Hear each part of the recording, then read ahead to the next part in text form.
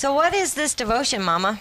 Well, it's about the palm tree because we've got a special article about a palm tree today. The date palm. In fact, it's mentioned in this devotion. But Psalm 92, 12 and 13 says, "The righteous shall flourish like a palm tree. He shall grow like a cedar in Lebanon. Those who are planted in the house of the Lord shall flourish in the courts of our God. They shall still bear fruit in old age." There is some remarkable news in Israel about a palm tree that has done exactly that. In the 1960s, archaeologists found an ancient jar containing palm seeds that were 2,000 years old. They sat in someone's drawer for decades until in 2005 they were planted, and lo and behold, they sprouted. Astonishingly, a palm tree has successfully grown from these seeds from biblical times. What's even more amazing is that this tree, the male palm tree, and they call it Methuselah, is now 10 years old and has successfully pollinated a female palm tree, which has produced dates. This miraculous palm tree really has borne fruit in its old age.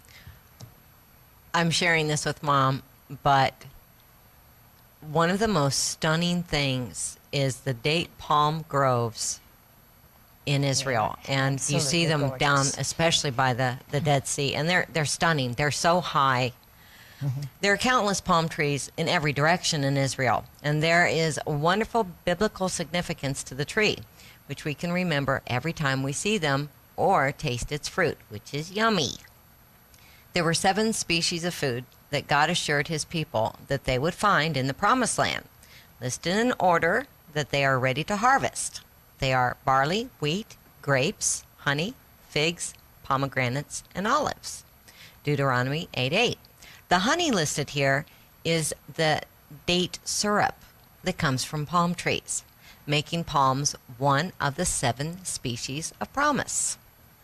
It's interesting, too, that date palm trees are either male or female and cannot produce fruit without the other. The temple is decorated with multiple pairs of trees, male and female, on either side of the doorways, as if welcoming those who enter. They're also thought to be reminiscent of the Garden of Eden, which the temple was supposed to represent, a way back to paradise and right relationship with God. There are 32 mentions of the palm tree in the Bible, depending on how you count it, which fall into these categories. The leaves were used to celebrate at the Feast of Tabernacles, that would be Sukkot, mentioned in Leviticus and Nehemiah. Palms were used as decoration in Solomon's temple. Ezekiel's description of the third temple includes multiple pairs of palm trees flanking doorways. The city of Jericho is often referred to as the city of palms a number of times. A couple of times it's referred to in contrast to the reed, the strong in contrast to the weak. The woman in Song of Songs, the Song of Solomon, is twice likened to a palm tree. It's used to describe the righteous in Psalm 92. The leaves are waved in victory and praise as Jesus enters Jerusalem, and then also in the book of Revelation. Broadly, palm trees represent victory, uprightness and righteousness. Early church father Origen calls the palm the symbol of victory, in that war waged by the spirit against the flesh, and representations of palm trees featured strongly in early Christian art to symbolize spiritual triumph and heaven. The palm also plays a part in the Feast of Tabernacles, or Sukkot as it's called in Hebrews. It is one of the 4 types of plant that God ordained for the celebration: myrtle, palm, and willow branches, and the citrus fruit. Some say that the palm is like the strength of the backbone in this arrangement, and others say that the sweet fruit the palm gives represents those who know and love God's law. But God doesn't specify in the Bible why he selected these particular species. If the palm trees are used as a welcoming decoration to the door frames of the temple and were used to welcome Yeshua's entry into Jerusalem at his first coming, Perhaps the palms in the Feast of Tabernacles is also a sign of welcome for the coming King when he comes again to tabernacle amongst us when he returns. The return of the Messiah will certainly be a great time of victory. 19th century Bible commentator Albert Barnes reflects on the subject. The palm rising above the world. He notes, well is the life of the righteous likened to a palm, in that the palm below is rough to the touch, and in a manner enveloped in dry bark. But above it, it's adorned with fruit, fair even to the eye. Below, it is compressed by the enfoldings of its bark. Above, it's spread out in amplitude of beautiful greenness. For so is the life of the elect, despised below, beautiful above.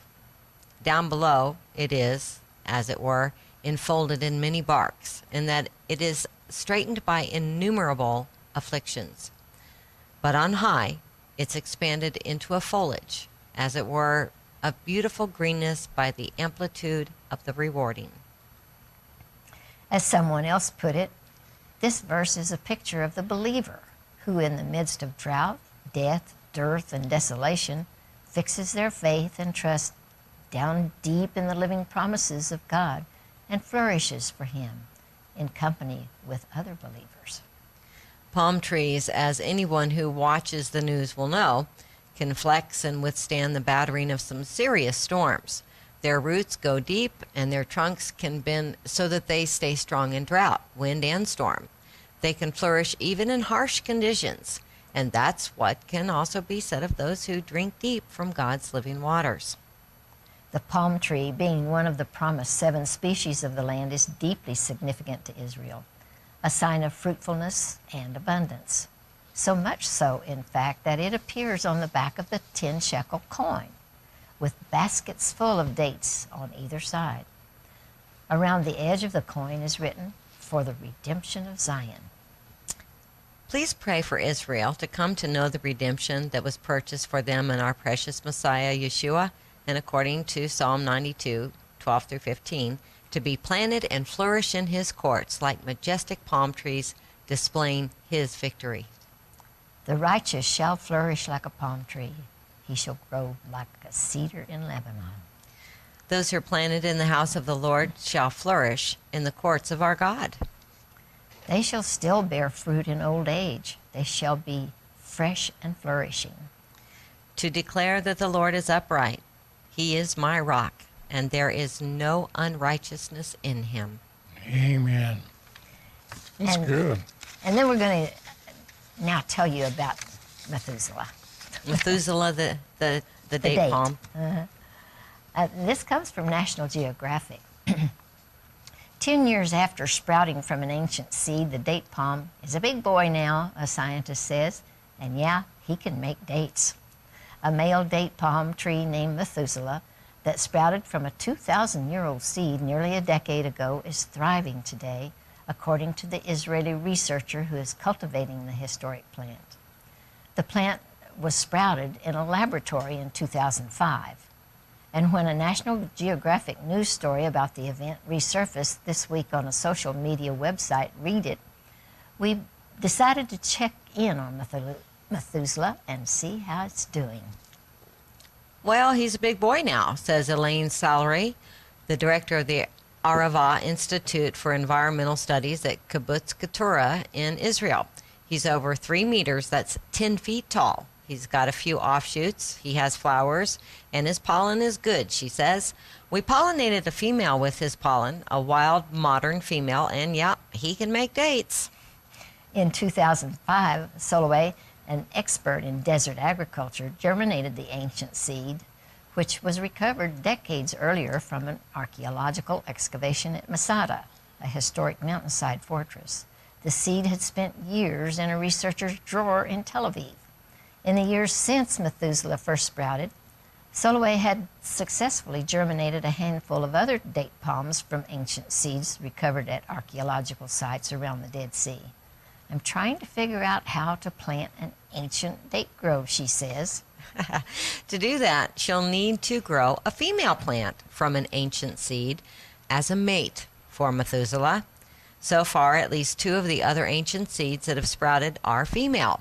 If Soloway succeeds, she notes, we would know what kind of dates they ate in those days and what they were like. That would be very exciting. Genetic tests indicate that Methuselah is most closely related to an ancient variety of date palms from Egypt known as Hayani, which fits with a legend that says dates came to Israel with the children of the Exodus, Soloway says. It's pretty clear that Methuselah is a Western date from North Africa rather than from Iran, Babylon, she says. You cannot confirm the legend, of course. In addition to Soloway's hopes of establishing an orchard of ancient dates, she and colleagues are interested in studying the plants to see if they have any unique medicinal properties. The other date palms sprouted from ancient seeds look similar to Methuselah. Distinguishing characteristics, Soloway says, include a sharp angle between the fronds and spine. A lot of people have kind of forgotten about Methuselah, Soloway says. He's actually a really pretty tree. I know we were on a tour in Israel in 2005 when they announced that they had were taking great pains to get this seed to grow. It wasn't just a matter of putting it in dirt and watering it. You know, it was. Well, what I think is interesting about that is that they found him in an archaeological dig at Masada. At Masada. And what I had just told you was that the beautiful date palm groves are at the Dead Sea. Well, that's where Masada is. So how cool is that? Yeah, really.